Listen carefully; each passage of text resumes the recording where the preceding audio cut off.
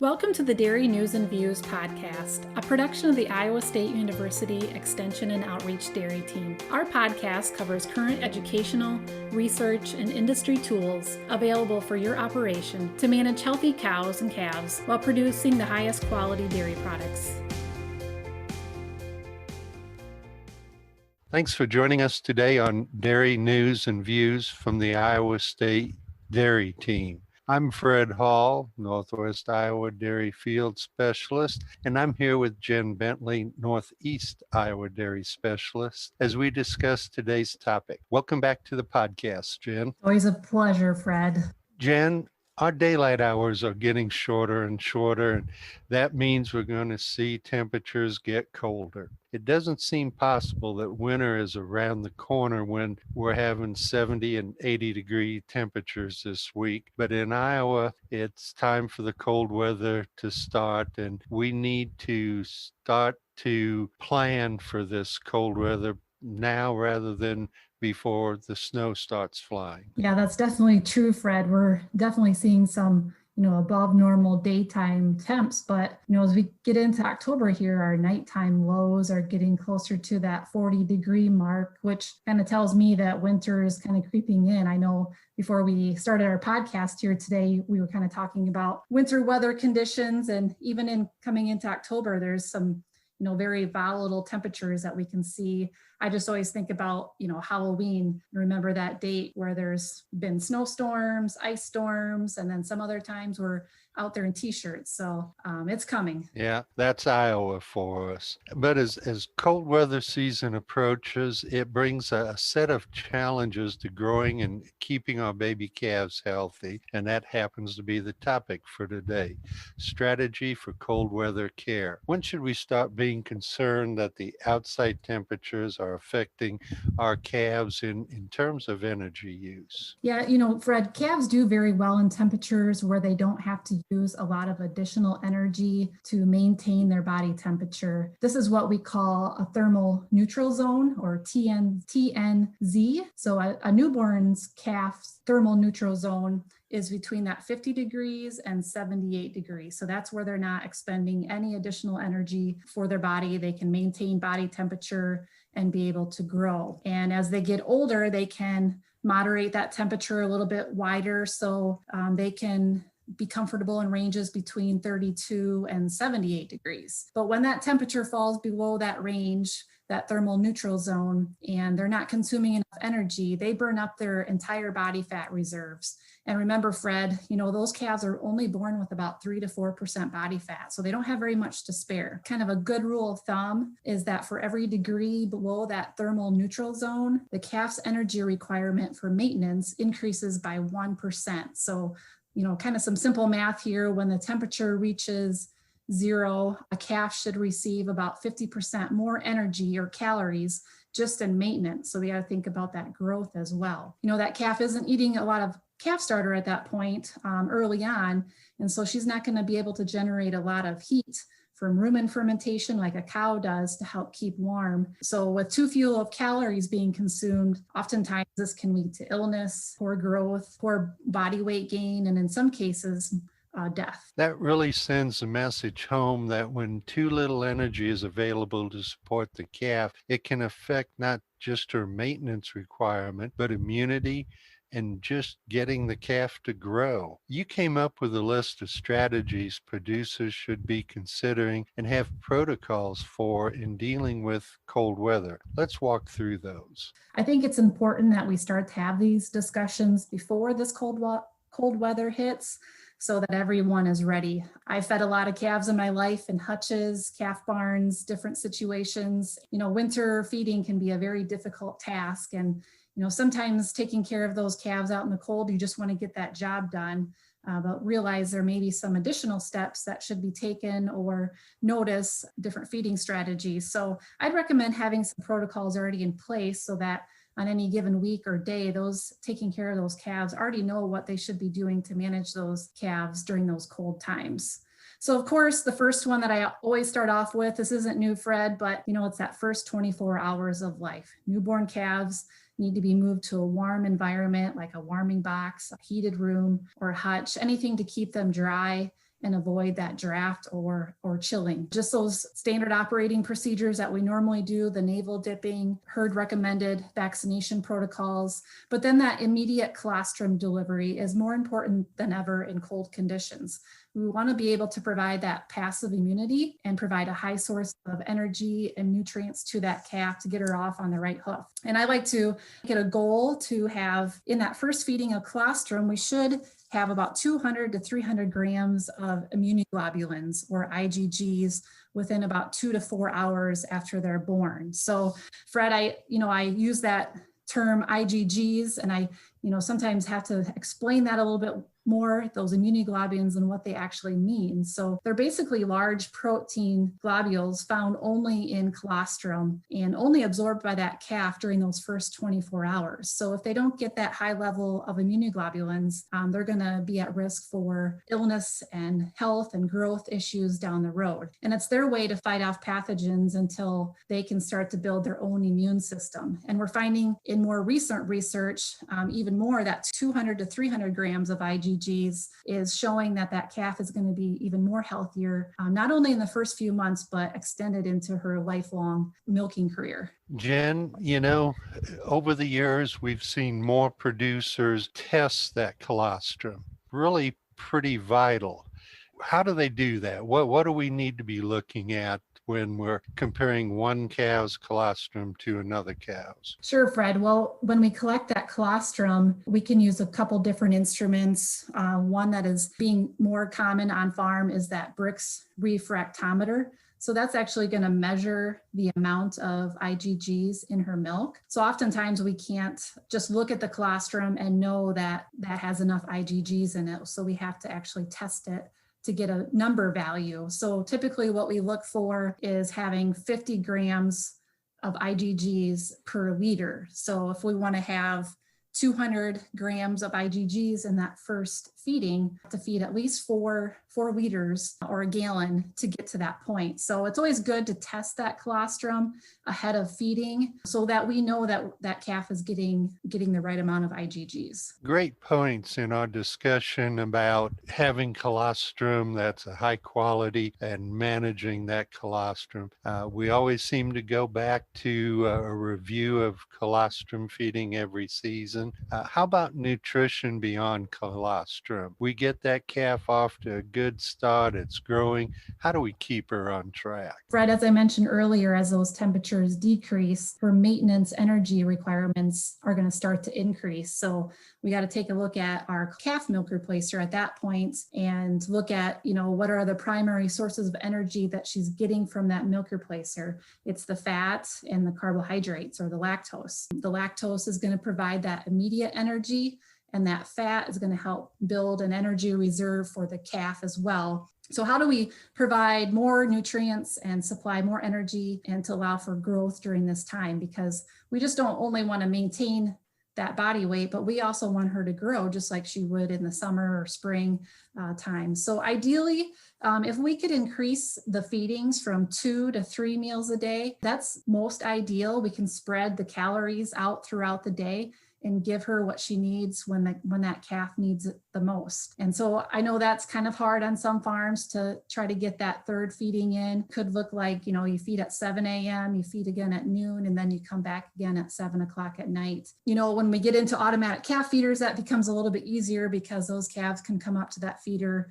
They're able to feed multiple times throughout the day. So that's one advantage of having the automatic calf feeders versus the individual calf feeding. But ideally, that's what we would like to do. We could also increase the amount of powder being mixed. So we could increase it by 25 to 50%. So we're basically increasing the amount of solids that we're giving her, but we want to be careful that we don't exceed about 18% solids in that mixture. We don't want to cause any digestive upsets, any diarrhea, or any dehydration with that calf by having too many solids. So an example would be, if we're feeding 8 or 10 ounces of a milk powder into 2 quarts, maybe we increase that to 12 ounces into that 2-quart feeding. Another thing of going along with feeding three meals a day is increasing the volume of milk being fed. So maybe we offer an additional half to 1 quart per feeding, or we add that third feeding along with it. We could also switch to a milk replacer that has a higher fat content,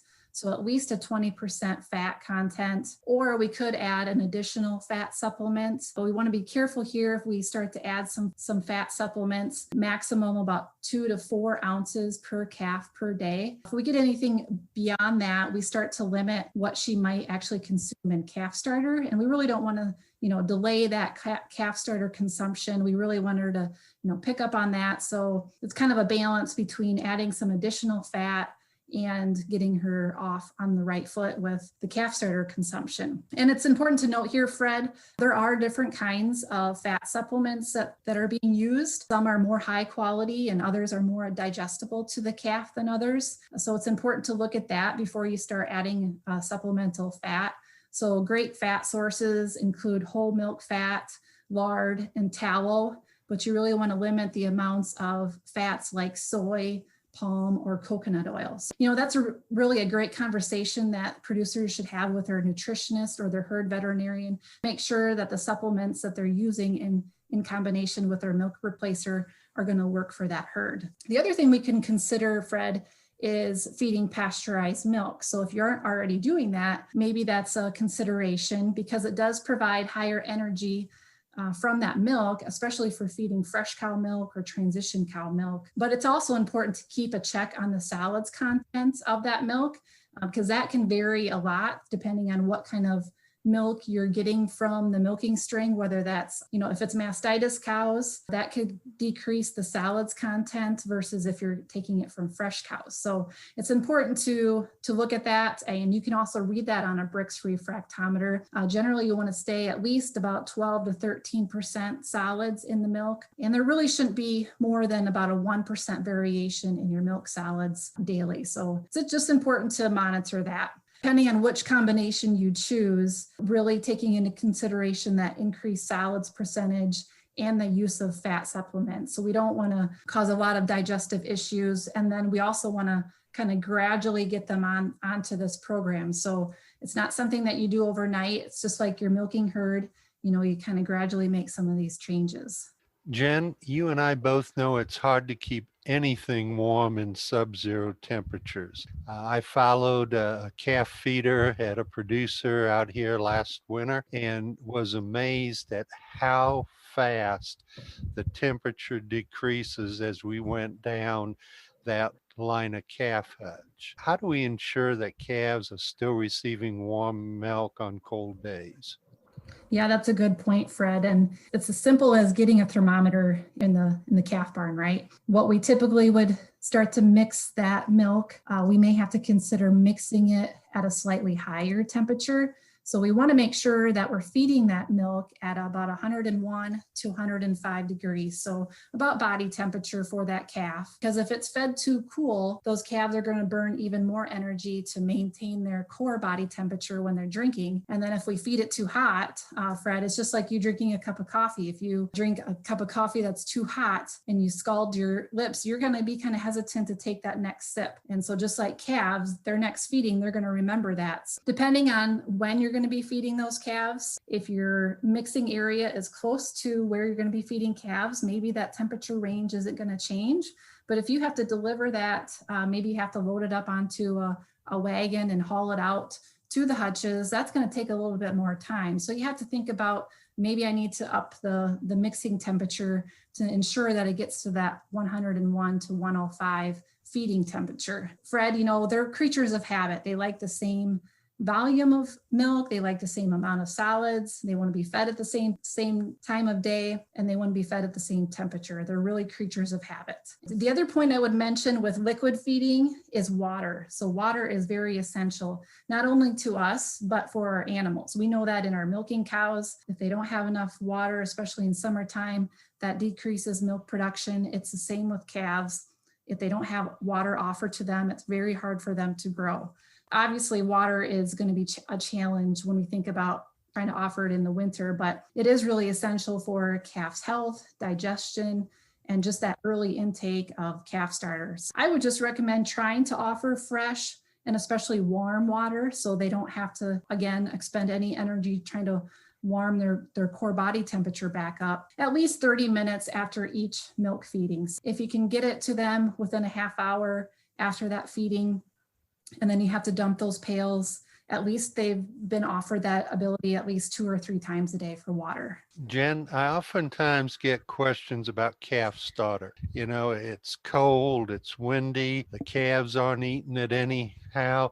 I'm not going to offer it. What do you think about that? Well, Fred, I'd say offer it the earlier the better. They're not going to consume a lot early on, but the sooner those calves start eating that grain, the more benefit they're going to get from the nutrients consumed. They're also going to generate a little bit of heat in the rumen to keep themselves warm if they're starting to eat that grain. Starter is an excellent way to provide fat and energy source to those calves during cold weather. Get them started right away, 3 days of age, and offer it in small amounts. And as you notice them consuming it, start to up that amount, but start about day 3.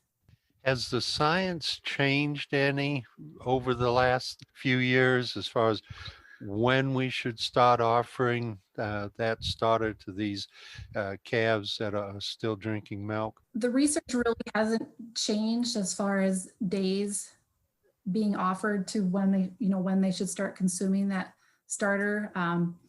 Like I said, they're really not going to eat a whole lot those first couple days, but if they're being offered water at the same time that they're being offered grain, that's going to kind of start stimulating that rumen to start working.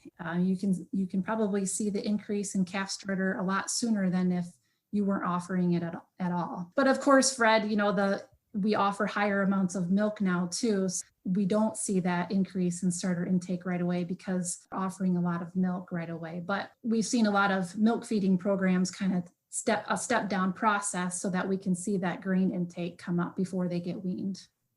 Let's move on to the calf's environment, Jen. From hutches to calf barns, what are the key areas we should be on the lookout for? Yeah, Fred, I'd say in any given situation in the winter time, first one is break out those calf jackets. I appreciate an extra layer during the cold months, and our calves are going to be no different. Every calf should have a jacket on if they're less than 3 weeks of age, just to help maintain their body temperature, keep their core temperature up. Calves are obviously going to grow while they're wearing that jacket. So you might see some of them kind of busting out of those jackets. So they're going to need some weekly adjustments, taking care that those jackets are clean, making sure the straps are working, and make sure that calf is comfortable wearing that jacket. That definitely, helps insulate that calf in a lot of those winter conditions. And then I say, put yourself in their environments. Keeping calves warm and dry are one of the biggest challenges in winter time, especially think about hutches and getting out there to bed those on a routine basis and trying to keep the moisture off those calves. It really creates an issue. Quick way to assess the environment is just to go in there and spend some time in there in that calf pen yourself. Take some time to kneel in the bedding and take note of your knees. Are they wet or are they dry when you stand back up? Take notice of the air quality. What is it like at the calf levels? You may stand up in the pen and the air quality is really good, but once you start laying down in the pen where they're nestled in, maybe the air quality isn't so good. Or maybe you notice some drafts. Those drafts can easily stress those calves, or there might not be enough air movement and you notice that ammonia buildup within their calf pen. I also like to just take some time to observe the calf. Really deep, dry straw bedding is the preferred bedding choice for calves in the winter because it really allows for that calf to nest and retain her body heat. So the University of Wisconsin actually put together a really quick nesting score assessment that I like to use. Just really quick, a score of 1 to 3. The calf has a score of 3. That means we can't see her legs because she's so nestled down in her bedding. A score of 2 is where we can kind of see her legs partially visible when she's laying down. And a score of 1 are where her legs are completely exposed when we're lying down. So you might see that more if you're using sawdust bedding. There's not really a good way for that calf to get nestled into her bedding. So while sawdust is a good option, maybe in the summertime, we really like to have that deep bedded straw in the winter time. And then of course, if calf jackets are used, then you can up that score by 1 because that's gonna provide another insulation to that calf. And fresh air is always needed, especially in wintertime too, because as we think about raising our calves in barns, we start to close up the the doors, the side curtains, everything gets kind of bundled up. Then we're kind of restricting the airflow. Proper ventilation, whether calves are housed in hutches or barns, whether that's mechanically or naturally ventilated, is really critical for calf health. So I work a lot with our egg engineer, Brian Doherty. And so we get out onto a lot of farms, a lot of calf barns, working on how to determine proper airflow, installing a lot of positive pressure tube systems that really allow just enough fresh air to remove those gases and moisture from the pens without causing a lot of draft on those calves. Points well taken. And of course, we can't end the podcast without adding some research snippets backing up this information. Jen, what can you tell us? Yeah, I came across some really interesting calf data from Cornell University. They summarized their calf data over a 10-year period, looking at the average daily gain of all the animals, the feeding programs. Really kind of interesting that they found that even a 1 pound daily gain difference during that pre-weaning period resulted in about 850 pounds more milk in that calf's first lactation. And then when they looked at that over 3 lactations, just about over 2,200 pounds difference in milk production. And then they started to dig a little bit further, taking a look at why they have such a wide range of average daily gains in those calves pre-weaning, because they saw a range of 0.29 pounds daily gain all the way up to 2.7 pounds of daily gain. And it was mostly related to colder weather. So those calves that were born during the winter months, where the average temperature was about 32 degrees, they actually consumed less energy, above their maintenance requirements than those calves that were born during the warmer months, where they were averaging temperatures closer to 60, 70 degrees. And so when those calves that were born in the winter months started to consume additional energy above their maintenance requirements, that's where they saw that increase in milk production with those winter-born calves. They actually saw over 500 pounds more milk in their first lactation and an additional 2,000 pounds more over those 3 lactations. Providing higher energy intakes as calves during these cold weather seasons is really kind of, when I look at that data, has a long-lasting impacts. To me, everything that we talked about today should always be implemented during the cold weather. Otherwise, it kind of looks like long-term, you might be leaving some milk and money on the table. Thanks for all the great information here today, Jen. And as we conclude, I do want to note that you have a fact sheet covering this information on strategies for cold weather calf care posted on our Extension Dairy Team website. And we'll include the link with this recorded podcast to those for further reading and interpretation. Thanks for being on this podcast today, Jen. Thanks, Fred. It's been a pleasure to talk here today about raising healthy calves. It's always an exciting topic for me to get to be on here and talk about calves. Enjoyed providing some tips and tricks as we kind of head into this cold winter season. As much as I don't want to think about cold weather, it's going to be here before we know it. Thanks for joining us today, and look forward to visiting with you on the next Dairy News and Views from ISU. This institution is an equal opportunity provider. For the full non-discrimination statement or combination inquiries, go to www.extension.iastate.edu/diversity/EXT.